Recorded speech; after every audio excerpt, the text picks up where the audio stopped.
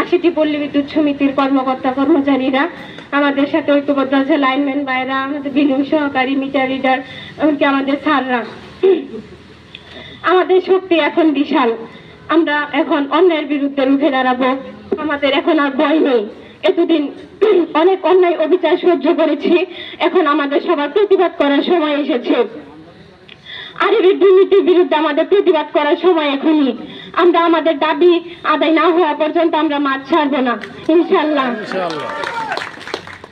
আমাদের অভিন্ন service code বাস্তবায়ন করতে হবে, আমাদের চুক্তিভিত্তিক নিয়োগ সকলকে নিয়মিত করতে হবে, আমাদের অনিয়মিতকে নিয়মিত করতে হবে। আমাদের আরিফের সাথে পল্লী বিদ্যুৎ সমিতির যে সকল বৈষম্য, সকল সমস্যা দূরীকরণ করতে হবে। আমাদের নিম্ন যে মালামাল ক্রয় করা হয়, এসব সমস্যা দূর করতে হবে।